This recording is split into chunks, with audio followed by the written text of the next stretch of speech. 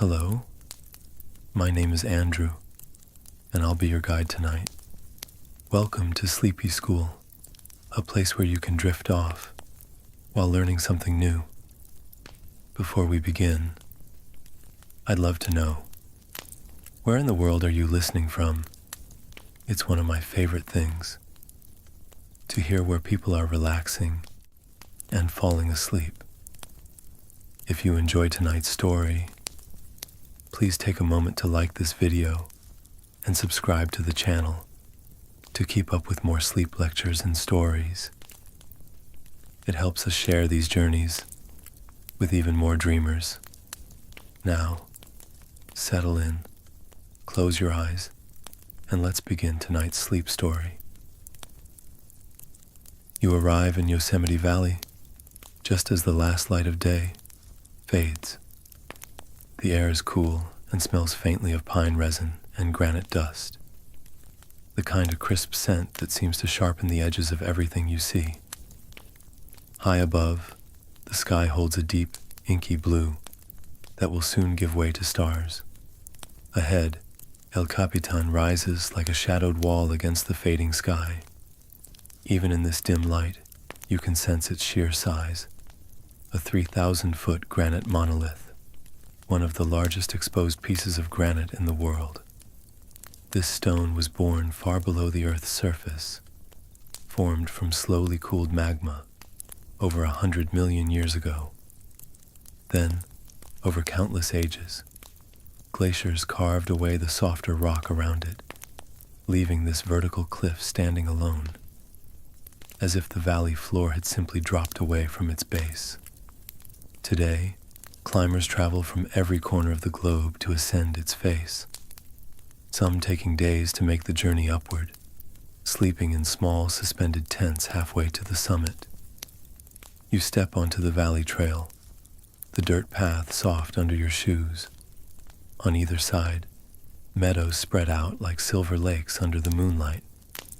In the warmer months, these meadows burst with wildflowers, shooting stars, lupines, and Indian paintbrush. But even now, in the stillness of night, they play an important role. Meadows here act as natural sponges, soaking up snow melt in the spring and slowly releasing it to the Merced River through summer and fall. They filter the water, trap sediment, and create a home for plants and animals found nowhere else in the park. The Merced itself is just ahead, the river that winds like a silver ribbon through Yosemite's heart. Its name means mercy in Spanish, given by early explorers. This river begins high in the Sierra Nevada, fed by melting snowpack. In late spring, it roars with icy power, carrying the sound of distant waterfalls. Tonight, in the cool months, it flows more gently, a steady, quiet current, reflecting the light of the moon in broken shards. As you walk, you hear a faint rustle in the grasses beside the path.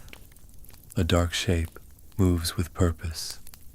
A bobcat, its spotted coat, blending with the shadows. Bobcats in Yosemite are primarily nocturnal hunters, stalking rabbits, mice, and sometimes even birds, roosting low in the branches. They keep the ecosystem in balance, their presence ensuring that prey populations don't grow too large. The cat pauses, its eyes catching the light, 2 green sparks, before it slips away into the dark. Further along the trail, you pass beneath black oaks, their bare branches scratching against the sky, like charcoal lines on paper. In summer, these trees produce acorns, a food that sustained the Ahwahneechee people for generations. The acorns were leached of their bitter tannins and ground into flour, turned into a nourishing bread or porridge. The Ahwahneechee lived in this valley for centuries, moving with the seasons, gathering plants, fishing in the river, and hunting in the high country. You pause at a wooden bench, set at the edge of a clearing. From here, you can see Yosemite Falls in the distance, though in the dark, it is more sound than sight.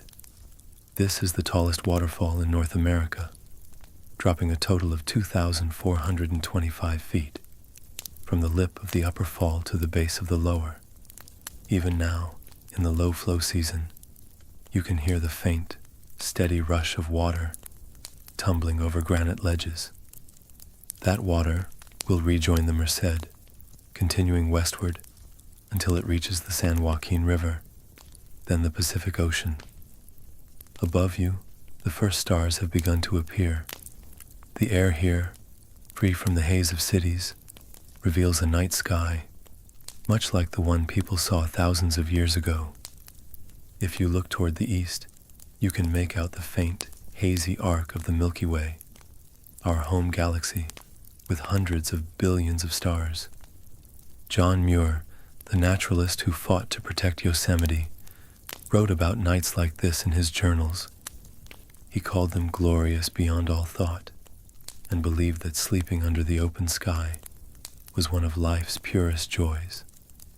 You rise from the bench and walk deeper into the valley.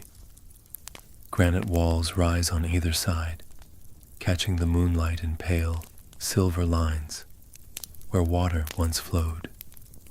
During the last ice age, glaciers filled this valley, a river of ice, thousands of feet thick, moving inch by inch over centuries. It carved the flat floor beneath you and polished these cliffs smooth. When the ice melted, it left behind the U-shaped valley that now cradles meadows, rivers, and forest. A breeze stirs through the pines, releasing the sharp scent of their needles. The sound is a soft hush, like waves on a faraway shore.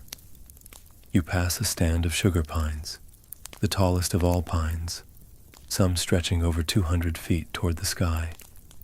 Their cones are long and slender, up to 20 inches in length, and inside, seeds that feed, squirrels, chipmunks, and even black bears preparing for winter. In the shadows ahead, something stirs. A great gray owl, wings silent, head swiveling, glides low over the meadow.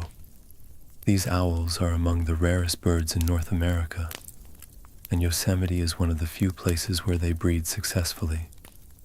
They hunt mostly by sound, detecting the movement of a vole or mouse beneath a layer of snow. Their presence here is a sign of a healthy forest, a delicate balance of predator and prey. You follow the trail until the trees part once more, revealing another view of the granite cliffs. Half Dome now rises ahead, its sheer face lit faintly by the moon. This iconic shape was also sculpted by glaciers, though for years, people believed lightning or an earthquake might have sheared it in two. Climbers reach its summit by a cable route installed each summer, but tonight, it stands empty, a silent guardian over the sleeping valley. You take a slow breath. The air tastes of cold stone and pine, and carries the faintest trace of wood smoke from a campsite far away. Somewhere, an unseen waterfall sends its murmur into the night, and above it all, the stars drift on. The same stars that have watched over this valley since long before it had a name. You keep walking, the path curving gently toward the sound of the Merced once again, knowing there is more to discover in the hours before dawn. You step off the main trail and onto a smaller path that winds toward the meadow. The grasses here bend gently in the night breeze, their silvered tips swaying like waves on a quiet sea. A thin ribbon of mist drifts low over the open field, catching the moonlight in a way that makes it seem to glow from within. In the distance, you can hear the faint trickle of water, the Merced River making its slow journey through the valley. This river, over millions of years, has shaped and reshaped the land you now walk on. Before the Ice Age glaciers carved the valley, the Merced cut through softer rock, widening and deepening its course. When the glaciers finally melted, the river returned, flowing through a valley that had been transformed, flat-bottomed, steep-walled, and endlessly beautiful. The Ahwanichi people lived in harmony with this river for generations. They knew where the salmon would run in spring, where cattails grew thick in summer, and where the river's pools held cool water in the heat of the day. They built fishing weirs from woven willow branches, catching fish in ways that allowed the population to replenish each year.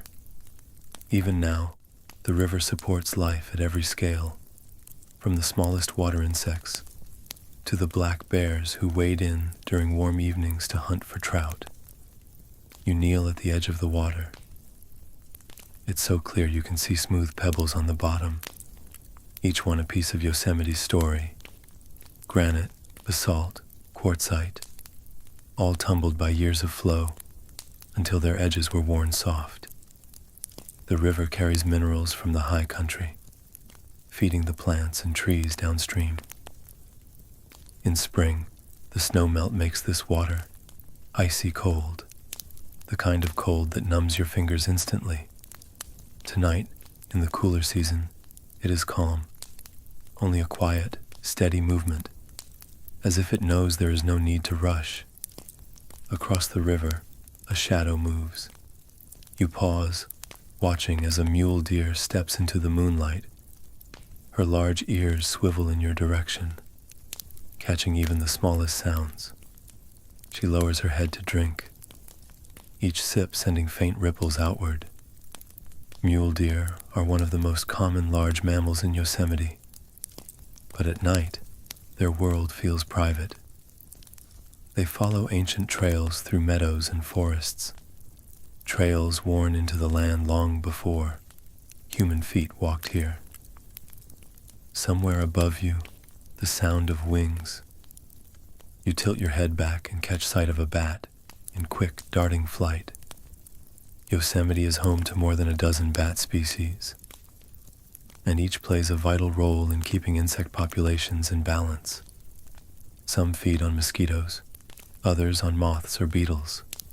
Using echolocation, they send out high-frequency sounds, listening for the echoes that bounce back from their prey.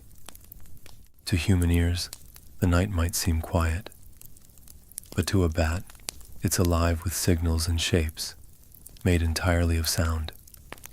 The meadow opens wider here, revealing a panoramic view of the granite cliffs. Even in this dim light, you can make out the vertical striations, scars left by glaciers as they scraped their way down the valley. Occasional patches of darker rock mark places where water seeps through cracks, encouraging small ferns and mosses to grow even on sheer stone. You notice the air feels cooler here. The meadow acts like a basin, collecting the night's chill. Moisture condenses into dew on the grass blades, and if you knelt to touch them, your fingertips would come away damp. This nightly cooling helps maintain the meadow's unique ecosystem. Certain plants here, like the Sierra shooting star or the Great Basin rye, thrive in conditions that might challenge other species. A sudden sound draws your attention, the low, hollow hoot of a great horned owl. The call carries through the trees, deep and resonant. These owls are powerful hunters, able to take prey much larger than themselves. They nest high in snags or on cliff ledges, reusing the nests of hawks or other large birds. Their presence is another sign of balance, a reminder that every creature here is part of a greater web. You walk on, your path leading to a small wooden bridge. The planks creak softly underfoot. Below, the Merced flows in quiet shadows, broken by patches of moonlight. From here you can see how the river's edges curve gently, shaped by years of erosion and deposition. Each spring flood brings new sediment, And as the water slows in summer, it drops that load, building sandbars and reshaping bends. In this way, the river is both artist and architect, always at work, always changing the valley's details. Beyond the bridge, the trail narrows again, winding between stands of incense cedar. Their bark is deeply grooved, reddish-brown, and fragrant. The scent of cedar was prized by the Ahwanichi, who used its branches in ceremonies and its wood for building. Tonight, the air here feels heavier, almost still, as if the forest itself is holding its breath. A rustle in the underbrush makes you pause. This time, it's a family of raccoons, moving single file along the bank, their masked faces turned toward you, curious but unafraid. Raccoons are opportunistic feeders, eating everything from crayfish to berries. In Yosemite, they play the role of foragers, turning over leaves and stones in search of a meal, and in doing so, they help aerate the soil and spread seeds. The moon is higher now. Its light falls across the meadow in long, pale stripes, casting shadows of trees that stretch like black lace across the grass. You stop for a moment, simply listening. The faint gurgle of water, the whisper of grass in the breeze, the occasional far-off crack of a branch as some unseen creature moves through the dark. It is in this quiet that Yosemite feels most alive. During the day, the park is filled with voices and footsteps, but at night, the human presence fades, and the sounds of the wild take their rightful place. You realize that in this darkness, the same rhythms continue as they have for millennia. The flow of the river, the movement of the stars, the hunting calls of owls. Somewhere ahead, the forest begins to thin again, and you know that the trail will soon lead to higher ground, where the view will open to even more of this nighttime world.